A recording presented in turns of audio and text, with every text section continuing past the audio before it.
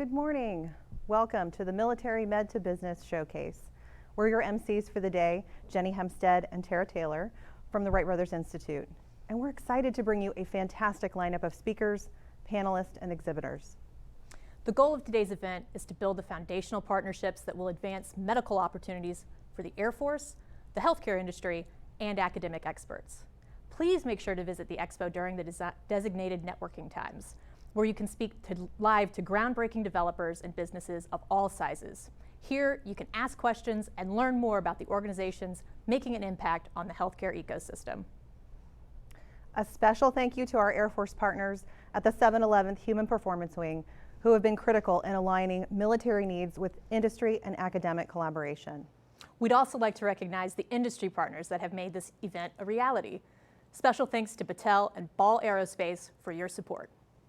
If you have any technical questions during the event, please reach out to the Mills James production staff. Kicking off today's event, we're happy to introduce Colonel Jacqueline Killian.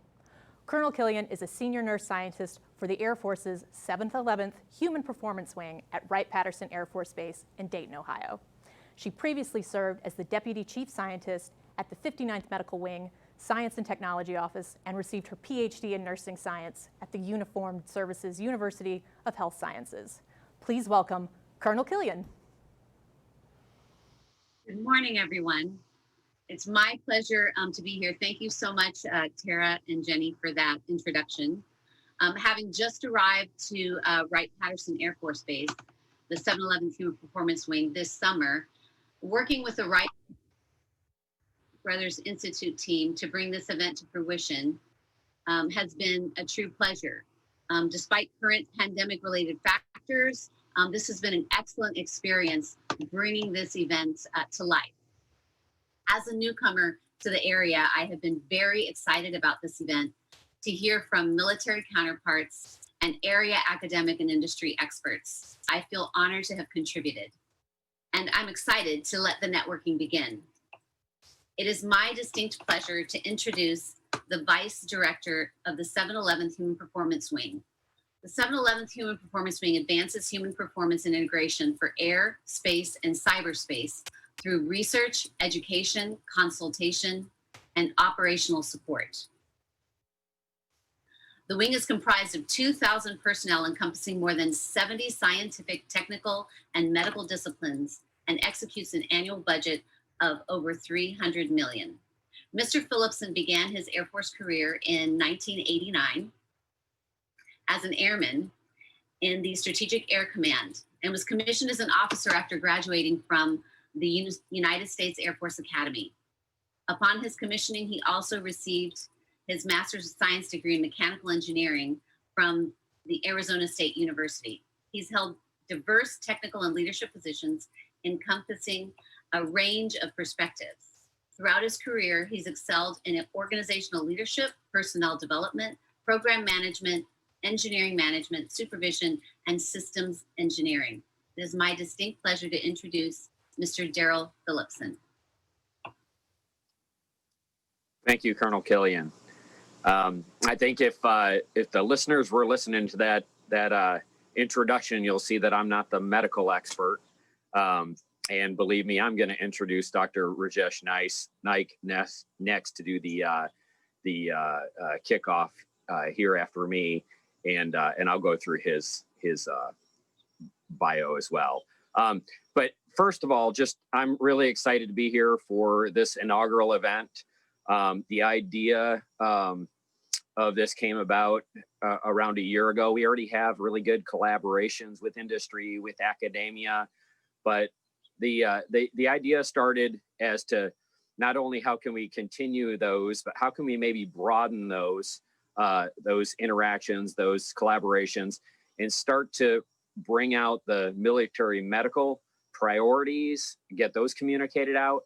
And then as follow-ons, what we'll be looking for folks that are interested in doing is coming to start engaging with some of the other directorates within the Air Force Research Lab in order to start mixing the medical expertise, and be it data analytics, be it any of the areas that we're about to go through, to start mixing that with maybe the non-medical. So really there's a few robust engagements that we have throughout the year that incorporate your military and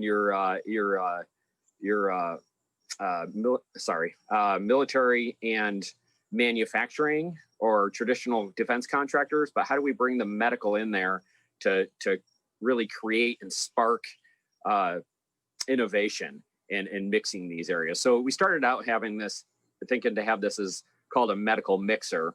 It's been quite a journey to get here. I'm very excited to see how the day goes, and then get feedback from you all. I do want to take the moment to thank all the people, Colonel Killian, Wright Brothers Institute, the companies that we're partnering with to pull this together, going from a live event to now virtual in the fall. Without further ado, I'd like to tee up the next speaker. It's the keynote speaker, Dr. Rajesh Naik. Dr. Naik is our chief scientist at the 711th Human Performance Wing. Beyond that, though, he's also the lead for the Office of the Secretary of Defense R&E Biotech Modernization Panel, as well as the lead for a tri-service Army, Navy, Air Force OSD program on synthetic biology and military environments. So his influence, his experience branches across OSD. Dr. Naik did his undergraduate work in microbiology and has his PhD in biosciences from Carnegie Mellon University. He has over 300 peer-reviewed publications and 15 patents, with his research interests areas in the areas of biomaterials, nanotechnology, biomimetrics, but he really covers the waterfront. And I think his talk this morning should be very interesting to the group here. This morning, he's going to go over not only the Air Force priorities in this domain, from our operational Air Force side and our medical Air Force side, but he'll also give you a kind of the wave tops look at our research areas within the lab, giving some examples, some current examples from COVID-19, as well as some other examples throughout our portfolio on the other military focused technologies that we're working on. And then finally, I think it'll be a good lead in to the panels and the discussions that we have the rest of the day. With that, I might have taken more time than you wanted to hear me. I decided to go a little bit relaxed here. Hopefully people have their cup of coffee and they're ready to enjoy the day. Thank you all for coming. Please enjoy the day. Please provide feedback. Thank you.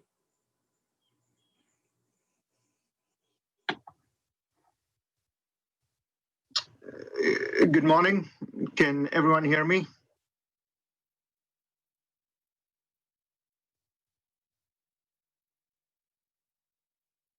Hello?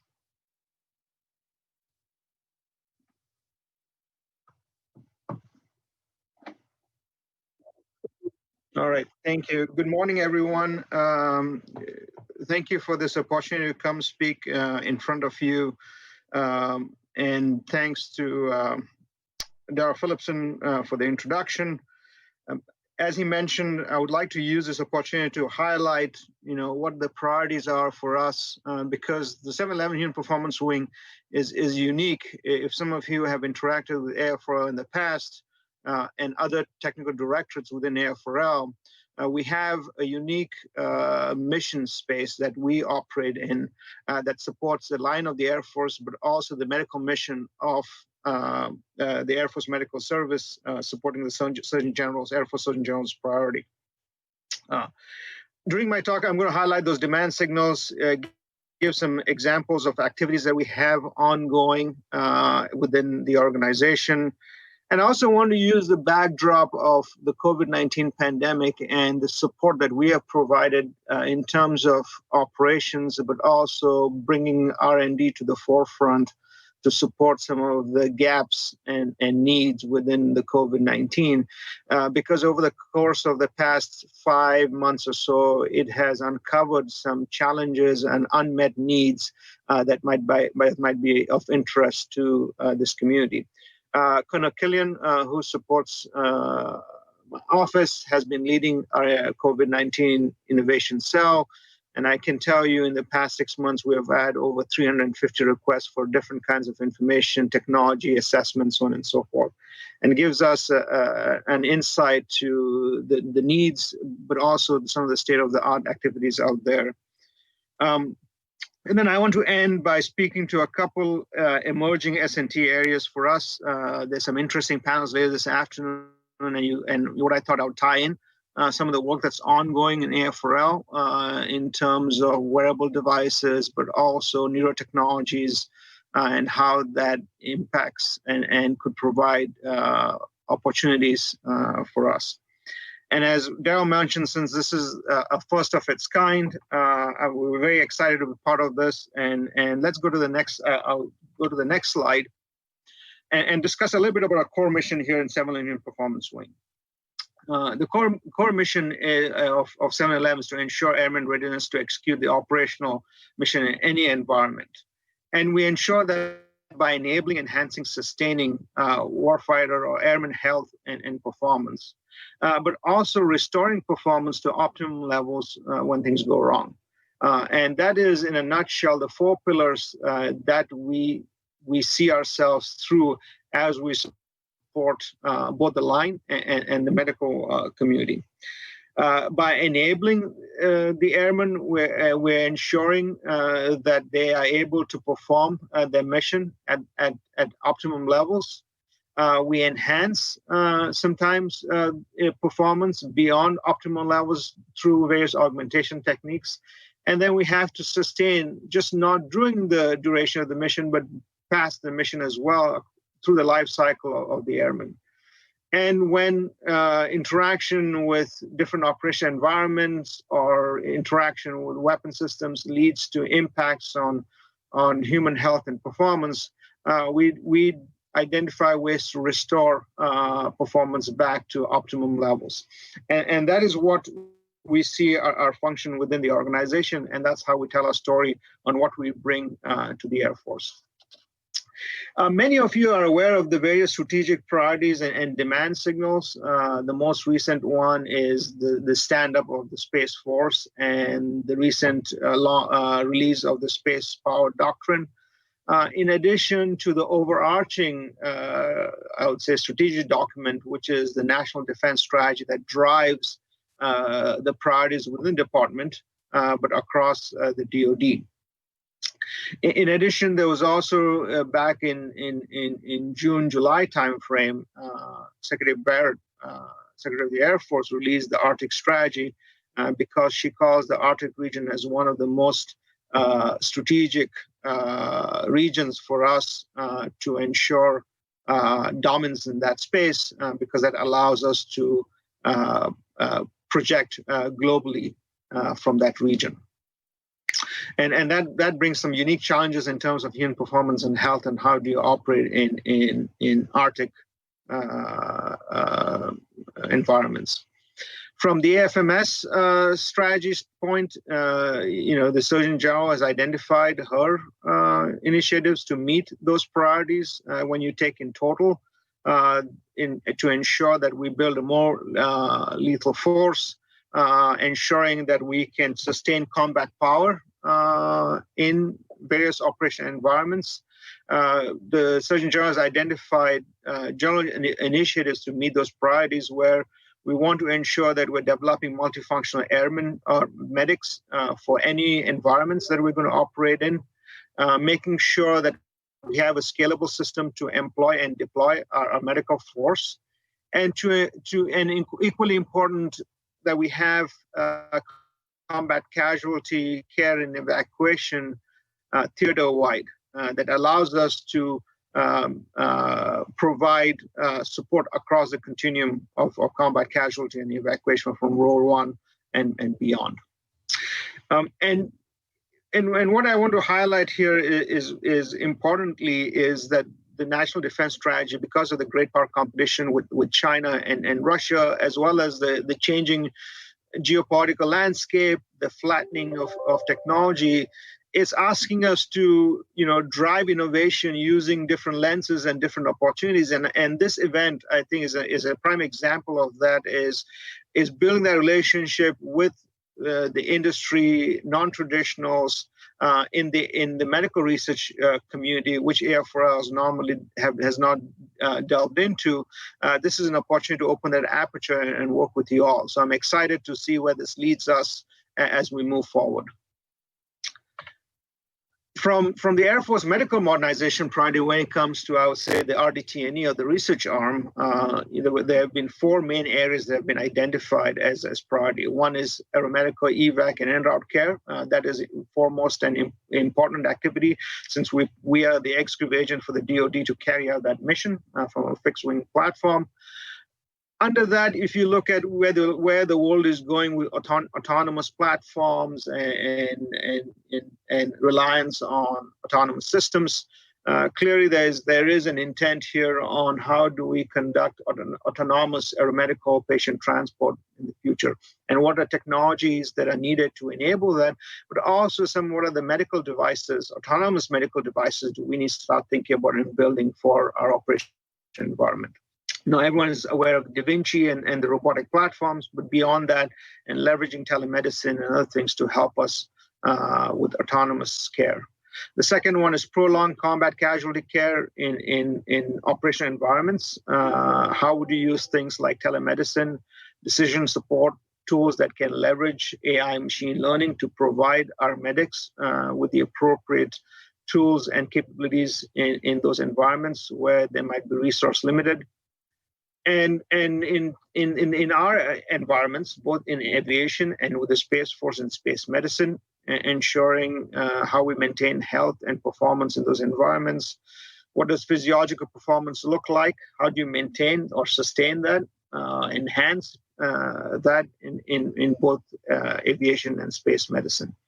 If you read the space doctrine, a lot of the discussion there is centered out about the space professional or the human that's operating in those environments. Although most of the things currently that's been discussed is unmanned, but there is future, I would say, desires on manned platforms, and that's going to really, bring us back into the forefront when it comes to performance and health in those environments. Clearly, NASA has a lot to contribute here, and we have strong relationships with NASA in this space. And the fourth one is medical countermeasures to direct energy threats. Our environments are evolving. Air superiority in some of future operational battle spaces might not be there. We're going to be dealing with contested environments. They're going to be weapon systems that use different parts of the electromagnetic spectrum. How do you develop countermeasures? How do you provide force protection to our personnel? But also, if they do get exposed, what are the medical countermeasures that need to overcome some of those effects from those environments? Within the organization, we look through what I call our core competencies or technical lenses. That's how we support the Air Force. AFRL has 39 different core technical competencies. The wing owns 5 of those core technical competencies. And then this is where the core competencies are the feeders for providing those S&T solutions to address those gaps and requirements that come through our customers or the MATCHCOMs, and now from the Air Force Warfighter Integrating Capability Team, or AFWIC. So, for example, how would you develop new training capabilities to move away from a one-size-fits-all to more personalized training approaches that are much more cost-effective? How do you sustain and restore health and performance in operational environments through aerospace and operational medicine core technical competency? In the bioengineering space, leveraging the advances in biosystems, systems biology, synthetic biology to sustain and enhance physical and cognitive performance. And then in the bioeffects area is understanding, characterizing the biological and performance-related effects of the electromagnetic spectrum to our folks that might be exposed to those environments in the future? And how can you develop appropriate countermeasures to that? And an equally important space that we're solving current problems, but also in the future, is how do you enable human-machine teaming? And that teaming could be putting people in front of computer consoles and ensuring there's effective decision-making, rapid and effective decision-making occurring, where information is bidirectional, both from the human and the machine, and creating a truly collaborative team.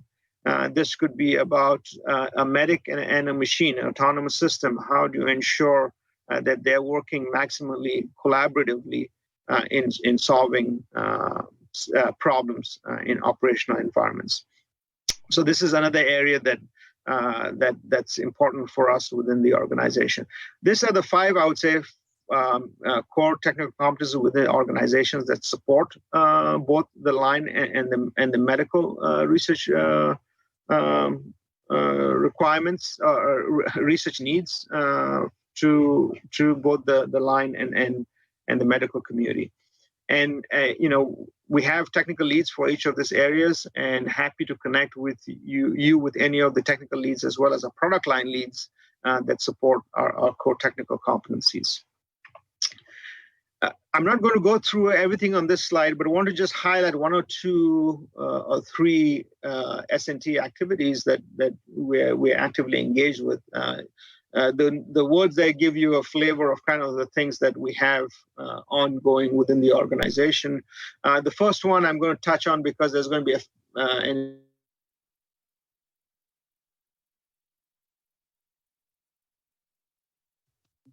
interfaces, understanding the brain using the neuroplasticity to given environments, so they can learn faster, but they can also make decisionization of performance. We look at things like wearable devices and measure various biometric signatures, whether those heart rate, biochemical signatures that relate to health and how do you ensure that you're sustaining performance in those environments. And then finally, the aeromedics to support the wounded warriors, but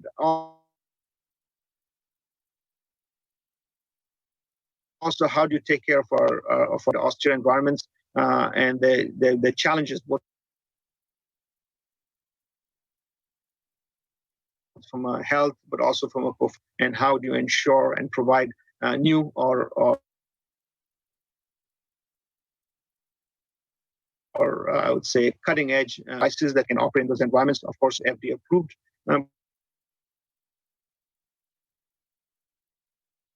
But also how do you ensure that our medics is an area that we're conducting active research in. We do from a training perspective. So the way supports research training. How do you ensure that you're providing realistic scenarios using to train our medics? So things that support that and technologies that can enhance training in those environments is another highlight that. So let me just switch gears and talk to you about some of this COVID-19 pandemic, and because this will give you a flavor of some of the things that we're very interested in detection, decontamination, and that's just not the wing, but also AFRL. We work quite a bit with the materials and management and care, data analytics and modeling, as well as consultation. We have been supporting COVID-19 where they've been doing a lot of testing. They've crossed about 100,000 samples.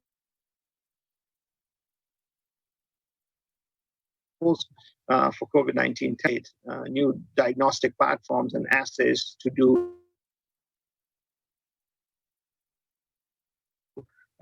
testing for those, but also other infectious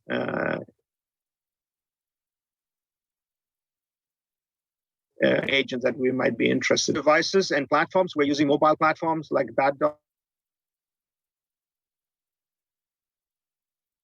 for example, to monitor individuals, but also ensuring the ability of our care providers to do this remote. We call Bad Dog. Many of you might be aware of this. This has been heavily licensed by the commercial sector, where this is an Android-based platform that pulls biometric signatures, biochemical signatures from a variety of individuals who are fitted with wearable devices, and that is all integrated and related onto a mobile platform that provides the medical provider with the medical professional with situational awareness on the individuals within their sphere of responsibility. In the decontamination area, this has been, I would say, one of our challenging areas because a lot of decontamination agents, chemicals, and other things are not safe to use in our environments and cannot be used in the presence of people. That creates challenges for us. How do you decontaminate an aircraft that has now transported patients, military personnel that have been infected with COVID-19. This is an area that we're actively working with the EPA as well in the space. And in pandemic modeling and visualization, how do you bring artificial intelligence, explainable artificial intelligence, to provide a dashboard, to provide commanders with a situational awareness of the COVID-19 situation within the bays and adjacent counties that gives them details on the cases, projects what the future state looks like, how do non-pharmaceutical interventions impact those trends, and we have been working with several entities, and this is now a tool that's been used by base commanders where we use explainable AI to provide commanders with a little bit more insight to some of the models that have been the data that is portrayed by those models. Again, we're very interested in that space on building more AI tools that can help with that. And then in the area of consultation and training, this is not so much so for this community, but we've been supporting writ large the DoD, but also the nation in providing training to public health professionals, but also consultation on various technologies that come through the labs. From an R&D perspective, we're very interested in how can you inactivate the virus like everyone else. We look at directed energy and other parts of the EM spectrum to inactivate the virus particles, but also should be safe for individuals that operate. So, they're UV sources that you can use, but you cannot function in those spaces when those light sources have been used to inactivate or decontaminate a room. So we've been looking at things like microwaves and other things, RF frequencies to inactivate the virus. Very interested in pre-symptomatic biomarkers of COVID-19, but other infectious diseases too. That's of interest to the Air Force. Rather than being just dependent on nucleic acid based methods to detect infection or antigen-based detection, which can be challenging and time-consuming. Are there pre-symptomatic biomarkers that might be present in the breath that can be pulled out by using wearable devices that can pull things like heart rate, respiration rate, the level of breathing, and using an AI algorithm, can you identify pre-symptomatic individuals that have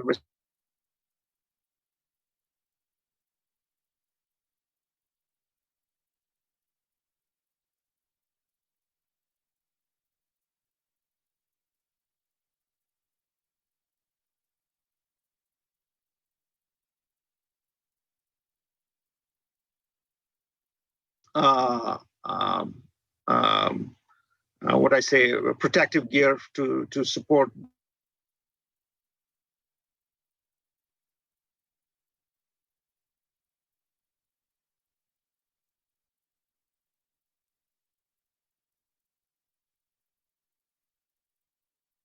coming to the end of my presentation here, I just want to quickly wrap up by just telling you about a couple of things that we're looking into as the next, what's next for us. I already talked a little bit of airman machine teaming.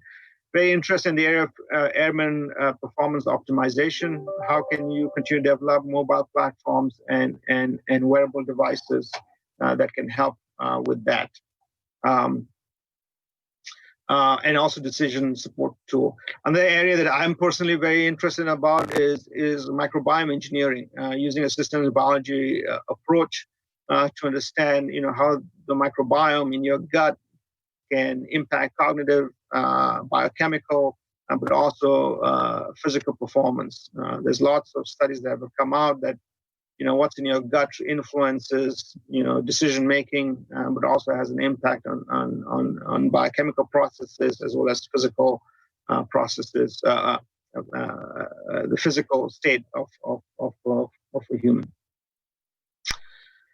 One example I want to talk about is a new approach we've been taking, where this is truly a partnership between AFRL industry and academia, and this is in the area of intelligent neural learning systems.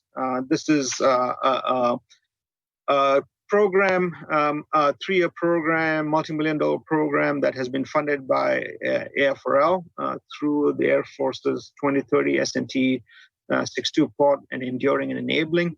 This is called SDCP Seedling.